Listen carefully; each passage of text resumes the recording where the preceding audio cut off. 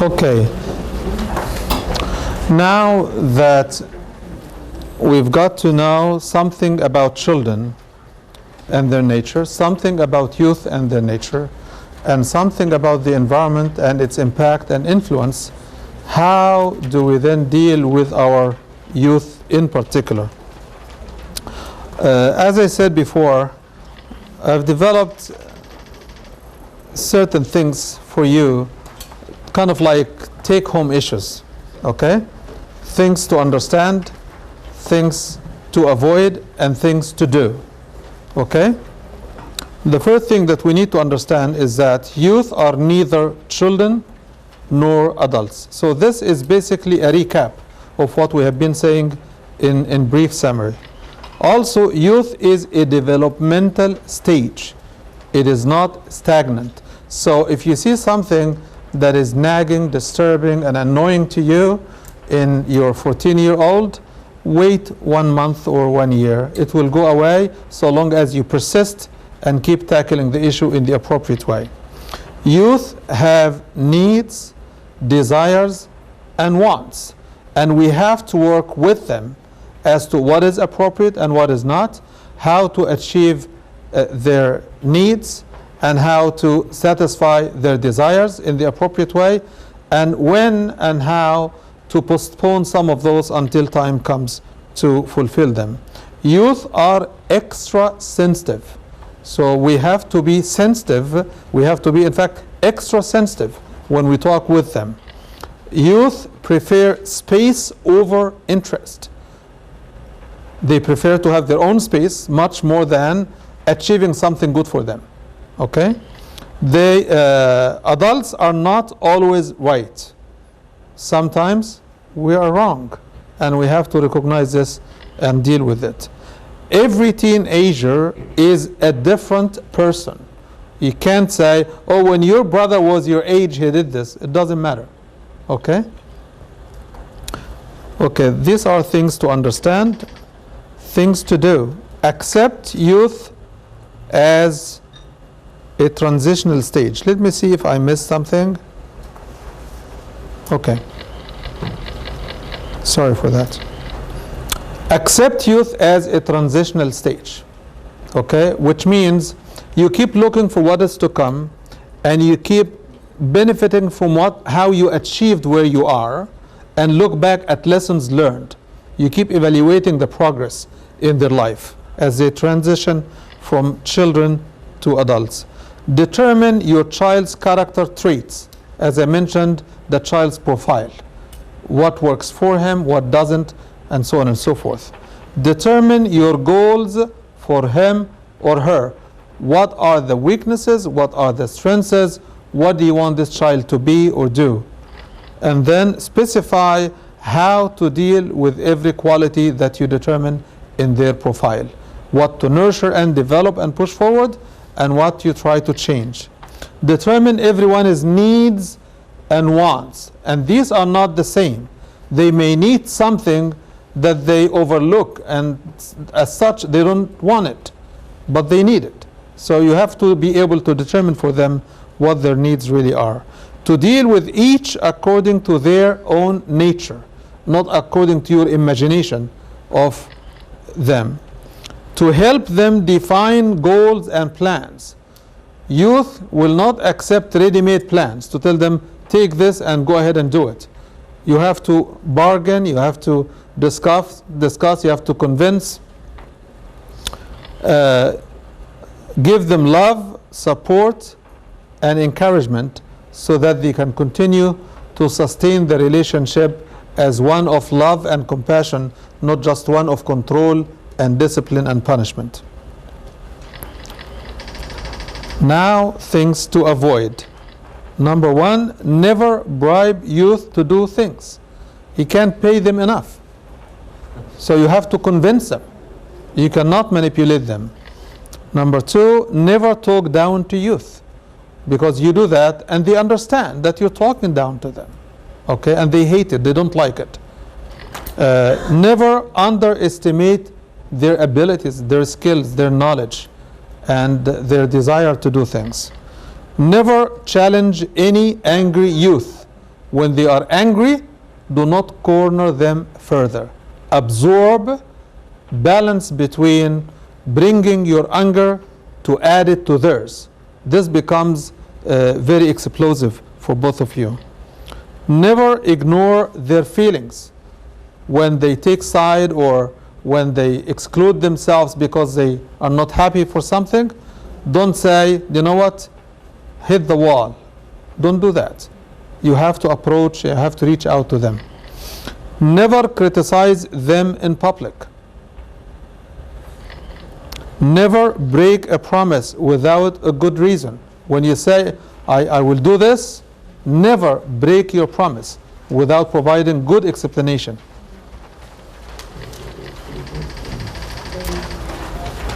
Despite all of that, conflict will happen, right? Parents and kids are bound to conflict just because they are different, just because they are different generations, coming from different perspectives, looking at different interests, wants, desires, needs, and things to care about. So conflict will happen. How then do I manage or resolve a conflict with my children? First, do not rush to judgment or decisions. Whenever a conflict arises, never come up with your final conclusion before the discussion has ever started. Okay? Don't say, I know you, you've always done this, because that breaks the whole thing of opening a discussion. Decide if time is fit for discussion.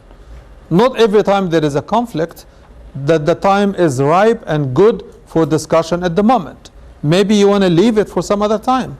Maybe you want to leave it for a day or two. Sometimes they reflect on their own and come back and say, you know what, I was wrong. Okay? Mutually define the issue at hand. You know what?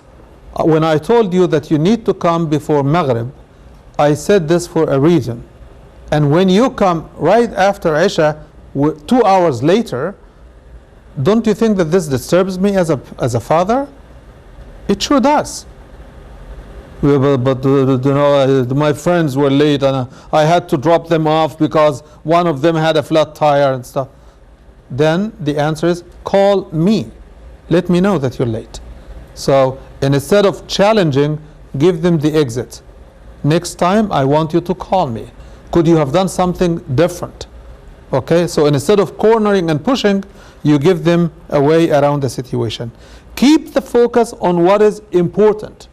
Instead of discussing all the problems that the person has in their life, just bring the issue that you're talking about and focus on it. If it is about being late, let it be about being late. Don't talk about the flat tire mechanic and this. Company. Yeah, don't bring all issues on the table at the same time.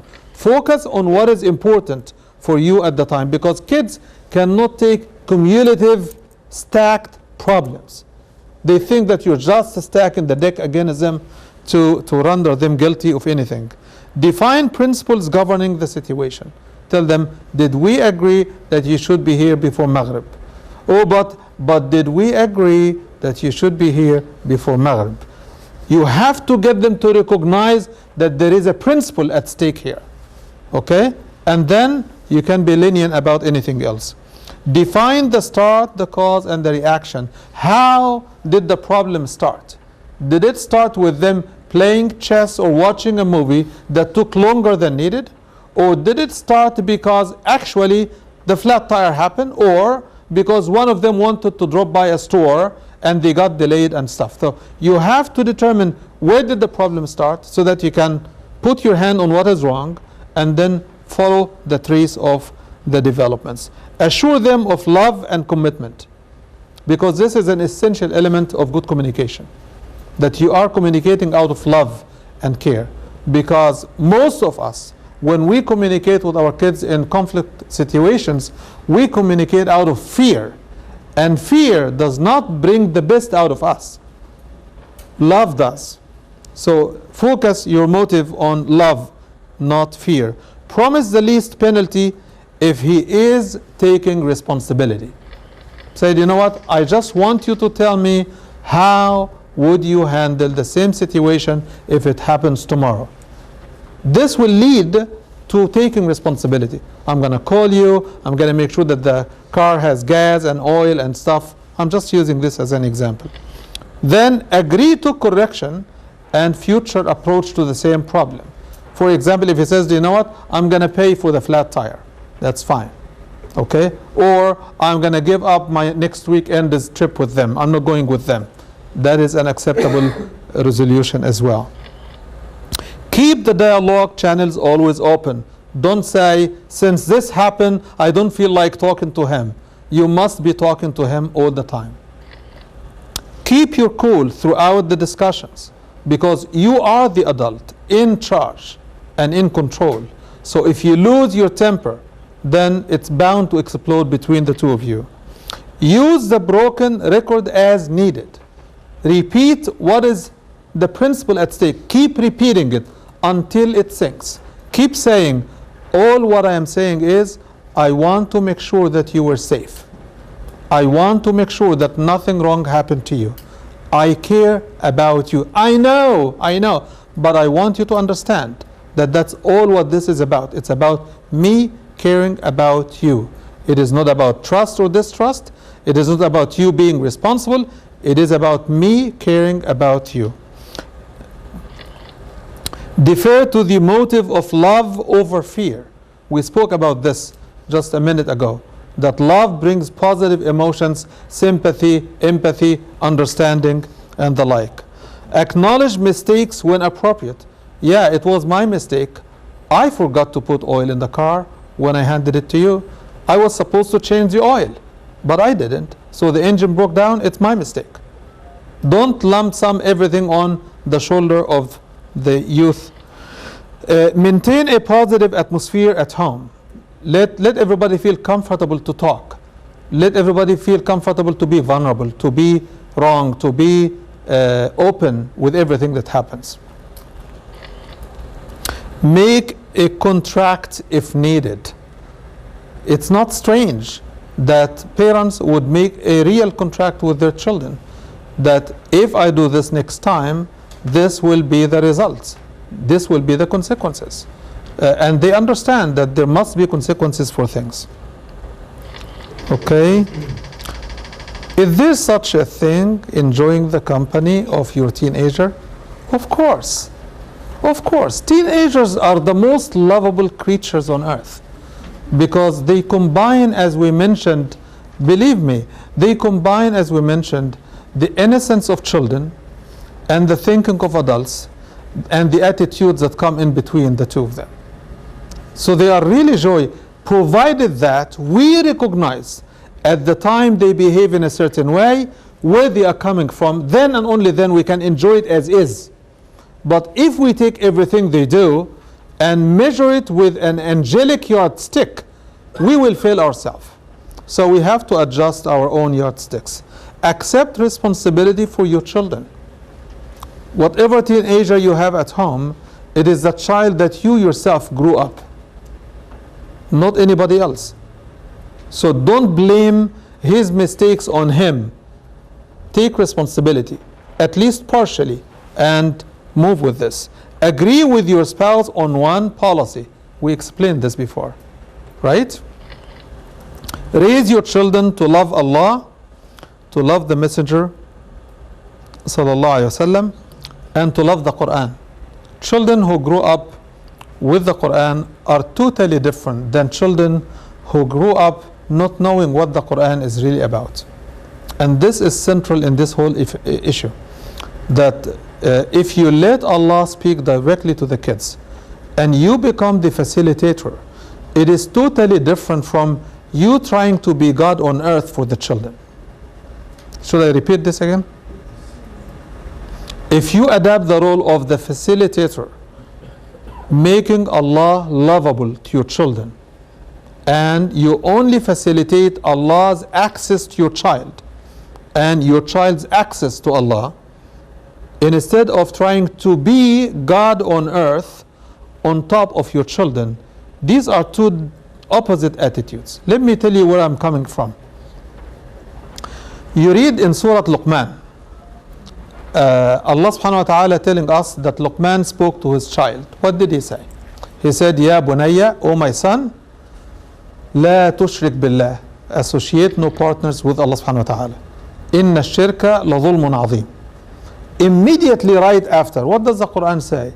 وَوَصَّيْنَا الْإِنسَانَ بِوَالِدَيْهِ. Right? Likewise, وَقَضَى رَبُّكَ أَلَّا تَعْبُدُوا إِلَّا إِيَّاهُ. And immediately, وَبِالْوَالِدَيْنِ إِحْسَانًا. What is the relationship here? Can somebody help me with this? Why is this combination? Why is it that Allah, who doesn't like any partners, any associates, says, أَنِشْكُرْ لِي وَلِوَالِدَيْكَ? Why? You can say all you have in the world, that parents are important, parents are the ones who do that, but there is one reason that Surah Luqman is pointing out. The link between God and the parents, do the children the parents? It's the authority. It's the authority on The message is going through the parents to their children. That is true. The message in Surah Luqman, thank you sister, the message in Surah Luqman says something very important, that is, if you the parent deliver your children to Allah in submission, He will deliver them back to you in obedience and kindness. You get this? If you focus your role on delivering your children to Allah, you need not to worry about them being kind to you. This will come, and it will come as part of their worship to Allah subhanahu wa ta'ala. They will not struggle to do it. They will do it and do it naturally. Okay? So this is exactly the opposite of trying to be God on earth, enforcing the rules and insisting on this, fighting the kids to make them in your image. Instead, push them kindly towards Allah subhanahu wa ta'ala. It's like inviting, in America, we have a saying, I don't know if you have the same thing, you can take the horse to the water, but you cannot force them to drink. Right? And if you do, you end up drowning them, right? So you have to bring your kids closer to Allah subhanahu wa ta'ala and help them know how kind and merciful and compassionate Allah is. He is the best of company. He is with you all the time. He is the one who gave you this, gave you that. He is the one who took care of you when you were young. He is the one who's going to take care of you when you get old. He is the one who provides. If Allah becomes settled in the heart of the child, there is little education needed to give them information, and they will go with it on their own. It becomes on automatic pilot. Not necessarily, there is nothing called automatic when it comes to raising children, but at least it becomes much easier than fighting on every issue, on every corner, every turn. It's a catalyst. Huh? It's a catalyst. Yeah, the parent as a catalyst is Their faith in Allah is a catalyst to get them to believe. yes, And help them in Allah. that also is true. So let's go back here. Establish a regular family study circle. How many of us sit down with their kids around the Quran and the Hadith and the Sunnah on daily basis? Okay, how about once a week? Once a week? How many? Can I have a show of hands? 1, 2, 3, 4, 5, 6, 7, 8, 9. Okay, fathers do not sit with the kids at all. How about twice a month? Okay. So you see where we are missing. We are missing that the biggest investment in our life is not getting a minute of our time. How could we raise, and when do we raise Muslim children if we don't give them time? So this becomes a very essential issue. Then always remind them of Allah, death, and the hereafter. There was a question about from somebody, I think if it is not today, yesterday, about talking about death with young children. Huh? Yesterday? Yeah. You have to be careful. When do you start talking about death with young children? With young children, we always prefer positive enforcements, not negative enforcements. Positive enforcements to talk about paradise, to talk about positive things, to talk about rewards, to talk about being with the prophets, being with the companions that you read about, to talk about something positive to motivate them. Because if you scare them at young age and they don't know how to translate this into something, they end up becoming kind of depressed, and becomes perplexing for them. So you have to be careful when to use death.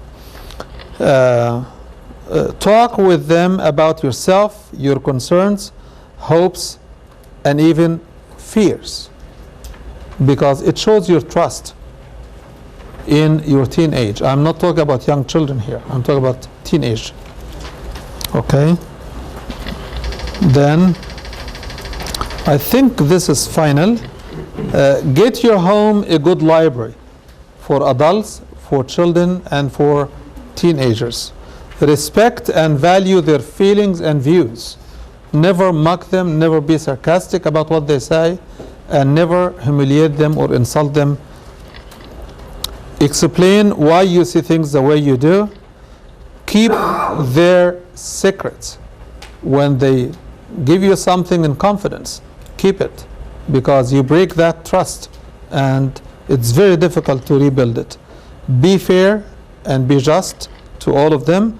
Accept the positive change in their behavior, which means you have to monitor their development. And whatever positive that you see in their behavior, you keep acknowledging it to reinforce the development of positive behavior. Fill their time with planned activities as much as you can, but plan it with them, as we mentioned before.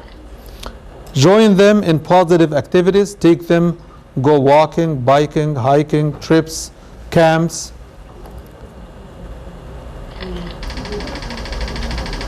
I was wrong. I was missing this one. Consult with your teenagers on issues of concern. Give them some house responsibilities. Deal with them as brothers and sisters. Stay in touch with your child and his school. Listen carefully to anything they say. Anything means anything, because sometimes they give you subtle messages. And when you get letter to say, you didn't tell me, no, I told you this. That's what I meant. So pay attention to anything they say at any time. Emphasize the love for the sake of Allah as the backbone of your relationship with them. Meet their reasonable expectations as much as you can. And finally, always make dua for them all. May Allah subhanahu wa ta'ala protect all of our children and guide us to be the best parents we can. Jazakumullah khair.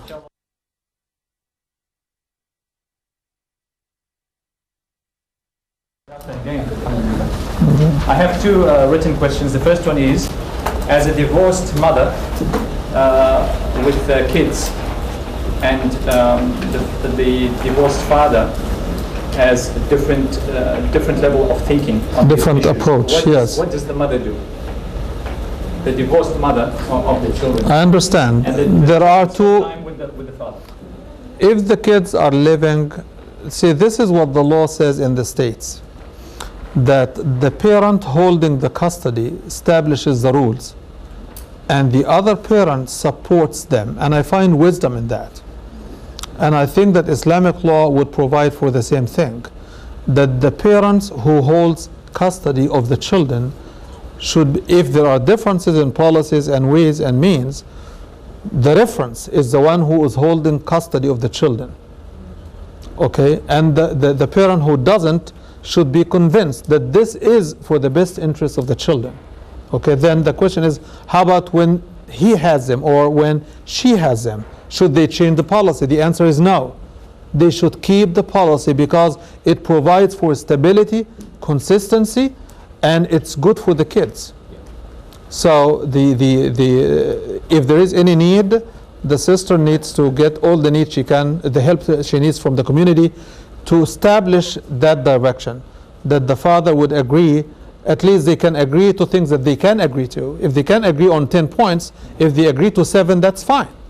Okay? But then he has to give in to the 3 that she insists that are better for the child, unless the mediating party can convince her otherwise. So both parents should agree on a policy for the kids. Yes, but if they are separated and if they are in disagreement over the policy, Mediation is an then mediation should come in.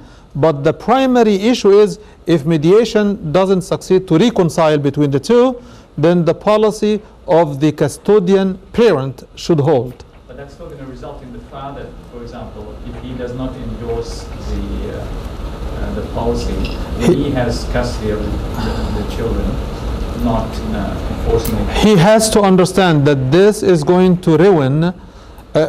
First of all, it's counterproductive because the kids will manipulate both parents.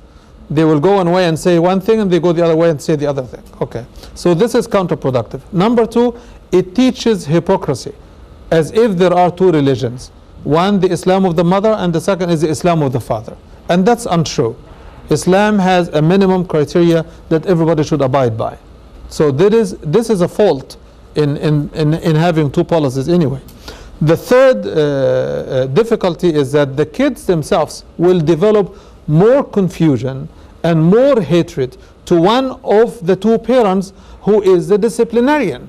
And why Islam would support the legal policy of the United States in that direction, that the custodian parent holds the grounds to the policy, is basically because the child will have to develop some level of trust of what he has to be dealing with in terms of discipline. So the mother has the kids for 5 days and the father gets the kids over the weekend.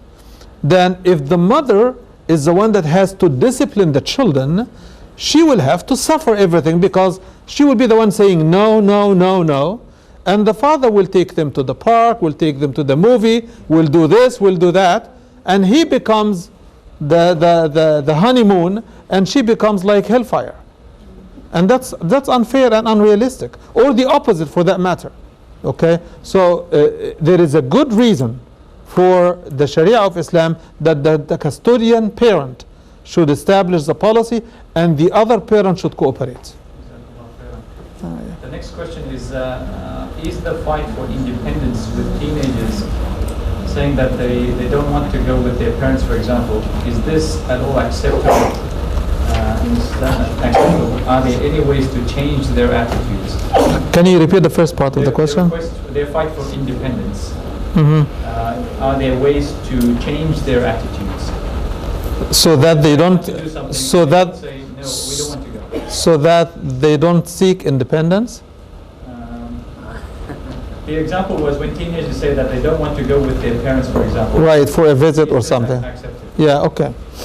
Well, basically, this is part of the bargaining process that goes on between parents and teenagers. Your teenagers do not develop an abrupt kind of attitude all of a sudden overnight. They come with it and they show little signs of resentment over a period of time.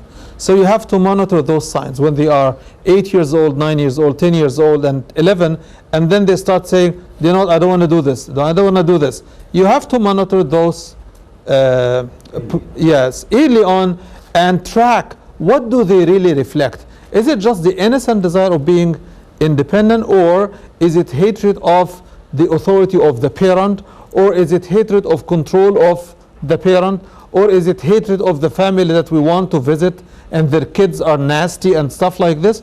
What exactly it is? Because as I said in the beginning, al-hukm ala shay' fara' an tasawwura. Before you judge anything, you have to dig a little bit deeper to know where they are coming from. Once you decide this, you are able to deal with it. But you have to analyze and sort out the kind of behavior and motives behind the behavior first. Now the question is, but if the child nevertheless comes and says, I don't want to go with you, it's a matter of parental decision. If you feel that it is safe to leave them home, okay, that's fine, leave them home. They are not going to kill themselves. Yeah, don't make a big deal about it, but talk about it until you are comfortable that they are not going to do something nefarious in your absence. Any other questions? Ali? In a situation, you actually raised a couple of points, or at least the point about the fathers not being available.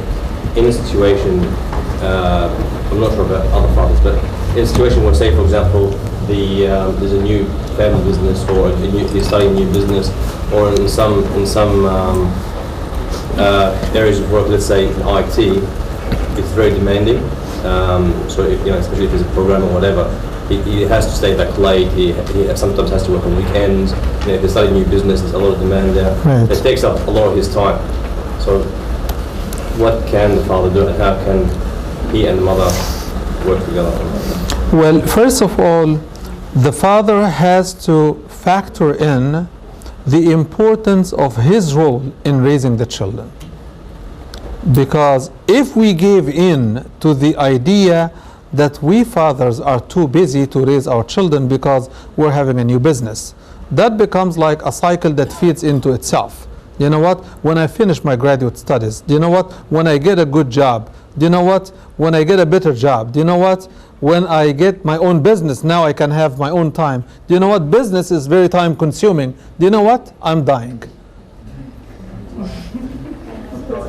By the time you get there, they have already grown up. They don't need you. They need you the most when they need you. Okay? Okay, let me not be harsh, because I know that time is not on our side, all of us. I believe it is still a matter of trade-off. What do you want, and for what price? How much business do you want, and at what price do you want it? If the price is raising your kids, then this is too expensive. So look at it this way. How much am I willing to sacrifice to raise my kids? And is it good business for me? And how much business am I willing to make at the expense of my children? And the balance is schedule them in your life at least once a week. Okay? To sit down once a week to take them out. These are two occasions that they need you. Okay? And if you cannot do that because of your business and stuff, then pick one of them every time, once a week, to give them time to talk, to listen, to befriend them, and to get them to talk to you and stuff, so that they feel your existence in their life. But I believe it's much cheaper to sit with all of them all at once than have every one of them independently and separately. Although this has value and this has value. But it's a matter of balance. I've been going with many parents having the problem is that they, for each one of their sons or daughters, they give them their own privacy, Yes. belongings, and the parents always suffer because each one wants his. I mean, he has his own things, he has his own privacy. Yes. This Yes. is his, and we as parents we always suffer from that fighting. And we don't know how to deal with it. And we try to make it more disciplined that each one has his own things, but at the end they will still need the other stuff from their brothers and sisters. So I don't know what do you advise. Should we teach them so that they should share everything from the beginning, or there's another way to stop the fighting? Well, by nature and by the recognition of the nature of the human being, there are things that they cannot share. Like their toothbrush and some stuff, okay? But there are things that they should share. So why make it one way or the other? It is not either or. Most of the choices we have in life are in the gray area, okay? So I believe we should focus on this. Islam teaches us بُورِكَ فِي الطَّعَامِ تَكْثُرُ عَلَيْهِ الْأَيَادِ, that when we eat, we try to eat all of us together, okay, from one plate if we can, to get the barakah and so on and so forth. The Western culture is much more focused on individualism, selfishness, control, power, and greed. Okay? We nurture those values in the hearts and minds of the kids when we, from the beginning, oh, this is your toy, this is his toy, this is your ball, this is his ball. What is next? This is your home and this is home? It doesn't work this way. Life is not about this. Life is as much about privacy and personal belongings as much as it is about sharing. And that is part of their growth and education. So we have to determine for them as parents what are the things where they have to share and what are the things that they have to have individually, because this is something that cannot be shared. And this should be the line. Okay? Sorry, One last question. no explanation, a question. When you say fair and just, is there a difference between the two, fair and just? Yeah. Fairness is about trying to strike a balance. to be fair, trying to be fair. But justice, which is adl, is to do what is right no matter whether it strikes a balance or not. Like when the judge says this is what it is, it doesn't matter what happens to the plaintiff, it doesn't matter what happens to the defendant. The judge is saying what he says as what is just. Okay? But fairness is a compromise that pleases everybody and doesn't necessarily achieve justice, but it achieves satisfaction. And normally in justice, you have one party comes out feeling being treated fairly, and the other party being treated unfairly. Well, yes, that also is true. It's a matter of perception, because you could establish justice, but the perception of fairness and unfairness cannot necessarily be consistent with what you perceive as just. So one's relative. One is relative. One is relative and what's absolute. In a way, yes.